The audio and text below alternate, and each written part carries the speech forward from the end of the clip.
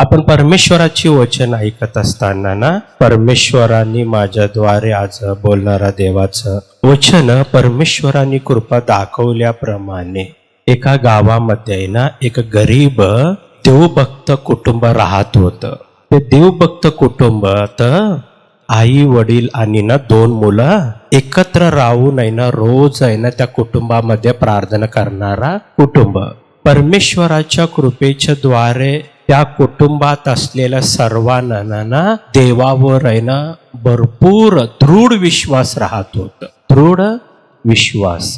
पण त्या कुटुंबाची ना म्हणजे गरीब असल्यामुळे ना त्या कुटुंबात आहे ना थोडाफार आहे ना परिस्थिती कठीण राहायचं त्या कुटुंबात.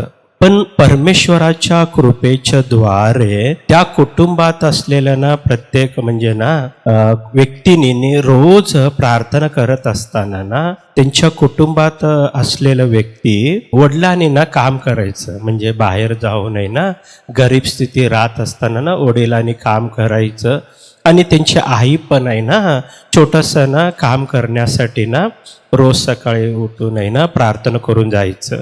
तसं आहे ना आई वडील काम करायचं. त्यांना 2 मुलं होतं, म्हणून आहे ना ते दोन्ही मुलं पण आहे ना परमेश्वरावर विश्वास ठेवलेला कुटुंब असल्यामुळे त्या कुटुंबाने रोज सकाळी उठून आहे ना परमेश्वराला म्हणायचं, देवा आमची परिस्थिती लय कठीण आहे, आम्हाला तर आहे ना कोणीही सहकार्य करणारं लोक नाही, पण आम्ही कुटुंब मिळून आहे ना तुझ्यावर आहे ना विश्वास ठेवलो, म्हणून तू आम्हाला ना आमची प्रार्थना ऐकून आम्हाला असं आशीर्वादित कर की आमची आर्थिक परिस्थिती सुधारण्याची ना अभिषेक आम्हाला द्या, म्हणून आहे ना रोज विचारलं.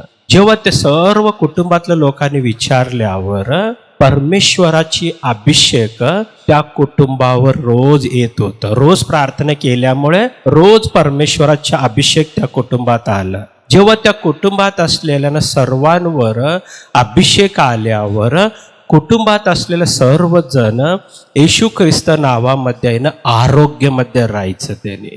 कारण की परमेश्वराचा अभिषेक असल्यामुळे त्यांना आरोग्य प्राप्त होत होतं. आणि त्यांनी जे पण आहे ना कामं करत होतं परमेश्वराच्या अभिषेकाच्या द्वारे त्यांची सर्व कामं आहे ना येशू ख्रिस्त नावामध्ये पूर्ण होणार नेहमी. म्हणून त्या कुटुंबात असलेल्या ना आर्थिक परिस्थिती ना जसं जसं परमेश्वराचा अभिषेक आला त्या अभिषेकाच्या द्वारे त्यांना ना रोज देवाने दिलेल्या अभिषेकाच्या कृपेच्या द्वारे एक दिवशी परमेश्वराने त्यांना ना या जगात या भूतलावर कृपा असल्यामुळे त्या दोन्ही मुलांना परमेश्वराने ना चांगलं शिक्षण पण दिलं आणि येशू ख्रिस्त नावामध्ये ना दोघांना पण आहे ना नोकरी दिलेला आहे. हालेलुया. नोकरी प्राप्त केल्यावर दोघही मुलांना येशू ख्रिस्त नावामध्ये कुटुंब आर्थिक परिस्थितीतून म्हणजे जे काही संकटात होतं त्याच्यातून बाहेर येऊन येशू ख्रिस्त नावामध्ये एक समृद्धी कुटुंब बनलं.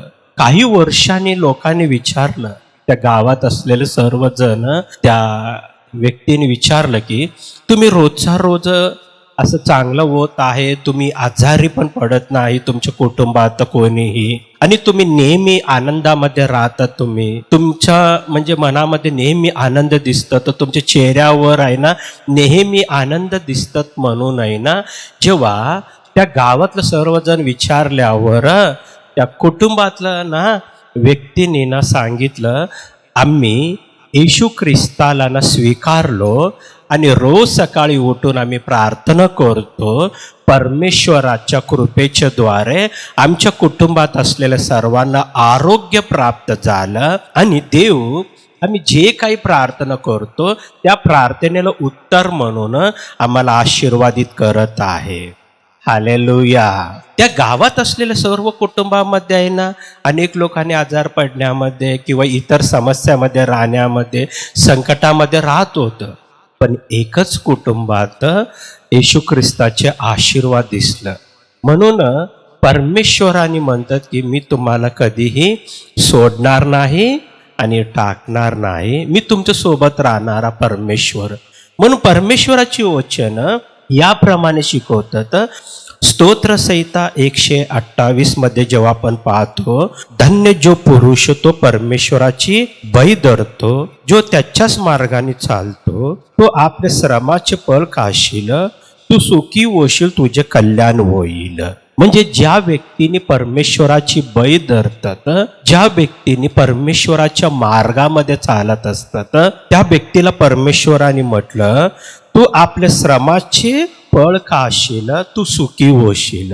म्हणजे आपण जे काही कष्ट करतो ना, त्याचे फळ कधी मिळालं आपल्याला?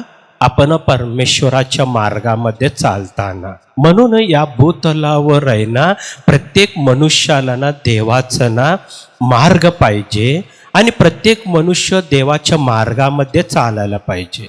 अनेक वेळा ना आपल्या मनात आलेल्या गोष्टी आपण करत असतो, आपल्याला कोणी तर सांगितलेलं विचार आपण आहे ना त्याप्रमाणे करतो, पण जेव्हा देवावर विश्वास ठेवत नाही, देवाच्या मार्गामध्ये चालत नाही, पण शेवटी आपल्या जीवनात एखादं संकट आलं, एखादं समस्या आल्यावर आपण असं निराश होत असतो की आपण देवावरच आपण निंदा करतो, देव माझ्या जीवनात आशीर्वाद दिलंच नाही. पण परमेश्वराचे ना वचन याप्रमाणे आपल्याला शिकवतात की आपण परमेश्वराची बळी राहायला पाहिजे आपल्यामध्ये. देवाचं लेकरांना ना पहिला परमेश्वराची बळी राहायला पाहिजे. तुमच्या मनात आलेलं तुम्ही ना विचार, जे काही विचार येतात त्या करण्याची सोडून परमेश्वराची बळी राहत असताना ना तुम्ही परमेश्वराच्या मार्गामध्ये तुम्ही चाललं तर परमेश्वर सांगितल्याप्रमाणे तू सुखी होशील म्हणलं. म्हणजे तुमच्या जीवनामध्ये, तुमच्या कुटुंबात शांती, समाधान, प्रेम, आशीर्वाद राहिलं पाहिजे. म्हणजे तुम्ही परमेश्वराचे ना मार्ग निवडायला पाहिजे. त्यासाठी यहोशू पुस्तक 24 अध्याय आणि 15 वचन याप्रमाणे आपल्याला शिकवतात की परमेश्वराची सेवा करणे हे तुम्हास गैर दिसत असले तर तुम्ही कोणाची सेवा करणार हे आज ठरवा. महानदी पलीकडे तुमच्या पूर्वजांचे जे देव पूजले त्याची, किंवा तुम्ही राहत आहात त्या देशातल्या मोरांची देवाची, मी आणि माझे घराणे तर परमेश्वराची सेवा करणार. हालेलुया. मी आणि माझे घराणे परमेश्वराची सेवा करणार. म्हणजे ज्या व्यक्तीने परमेश्वराला प्रार्थना करतात, ज्या व्यक्तीने परमेश्वराचे वर विश्वास ठेवतात, ज्या कुटुंबाने परमेश्वराच्या वचनानुसार आहे ना चालत असतात, त्या कुटुंबात परमेश्वराची नेहमी आशीर्वाद राहणार आहे. हालेलुया.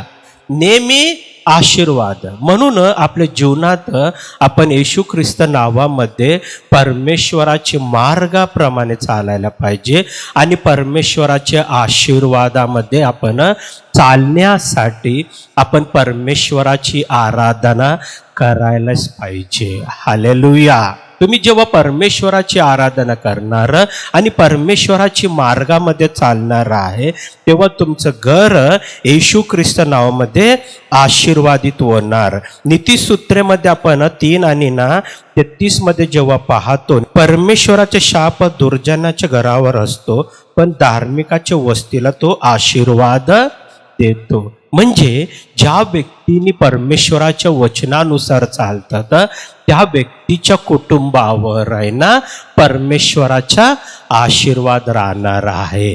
म्हणून तुमच्या जीवनात परमेश्वराची आशीर्वादाची तुम्हाला एक आशा असेल तर आहे ना, तुम्ही परमेश्वराची ना स्तुती करा आणि परमेश्वराची आराधना करा आणि परमेश्वराच्या मार्गामध्ये तुम्ही जेव्हा चालत राहिलं तर परमेश्वर तुम्हाला सर्व विषयामध्ये येशू ख्रिस्त नावामध्ये आशीर्वादितच करणार आहे. हालेलुया. म्हणून तुम्ही आशीर्वादित होण्यासाठी, तुमचे जीवन आशीर्वादित होण्यासाठी तुम्ही परमेश्वराचीच आराधना करा आणि त्यांना रोज प्रार्थना करा. तुम्ही जेव्हा प्रार्थना केल्यावर परमेश्वराची वचनानुसार स्तोत्रसंहिता 133 आणि 1 आणि 2, 3 पहा, बंधून ऐक्याने एकत्र राहणे किती चांगले व मनोर आहे. म्हणजे कुटुंबात सर्वजण ऐक्याने राहायला पाहिजे, एकत्र राहू नये ना प्रार्थना करायला पाहिजे. आपण कुटुंबामध्ये असं राहू नये की ना येशू ख्रिस्त नावामध्ये माझ्या मनात मी विचार करतो, तुमच्या मनात तुम्ही विचार करा, असं राहू नये. कुटुंब एकत्र राहून जेव्हा प्रार्थना करतात त्या प्रार्थना येशू ख्रिस्त नावामध्ये ना आशीर्वादित होत असतात. म्हणून इथं म्हटलं की पहा, बंधूंनी ऐक्याने एकत्र राहणे किती चांगले मनोर आहे, जे मस्तकावर घातलेल्या अहरोनाच्या दाढीवर उतरलेल्या त्याच्या वस्त्राच्या काठ्यापर्यंत आलेला बहुमोल तेलासारखं आहे. जसं अहरोनाच्या डोक्यावर ओतलेलं ना अभिषेकाचे तेल तुम्ही एकत्र राहून प्रार्थना केलं तर तुमच्या जीवनामध्ये तुमच्यावर पण परमेश्वराचा अभिषेक नेहमी राहणार आहे. हालेलुया. म्हणून तुम्ही एकत्र राहून आहे ना परमेश्वराची प्रार्थना करा. एकत्र राहून कुटुंबामध्ये आहे ना तुम्ही परमेश्वराची धन्यवाद करा. तुमच्यावर परमेश्वराचा अभिषेक नेहमी राहणार आहे. तुम्ही सर्वजण उठून उभा राहा. मी प्रार्थना करतो. पवित्र सेनाधीश परमेश्वर येशू बाप्पा, मी तुला धन्यवाद करतो, तुला महिमा आणि गौरव करतो. तुझ्या सर्व लेकरांना बाप्पा आजचा दिवस येशू ख्रिस्त नावामध्ये अभिषेक कर, पवित्र आत्म्याने भर. आणि बाप्पा कुटुंबावर अभिषेक येण्यासाठी तू सहाय्य कर आणि पवित्र आत्म्याने भर, शक्तीने भर, सामर्थ्याने भर. आणि प्रत्येक कुटुंबामध्ये शांती, समाधान आणि प्रेम राहण्यासाठी तू सहाय्य कर. बापा आशीर्वादाचा अभिषेक सर्व तुझ्या लेकरांच्या बापा येण्यासाठी तू सहाय्य कर. परत एकदा तुझ्या सेवकाच्या कुटुंब मंडळी मिनिस्ट्री मी तुझ्या हाती सोपवतो. आणि बाप्पा सर्व विषयामध्ये तू सहाय्य कर म्हणून येशू ख्रिस्त नावामध्ये मागतो. आमेन.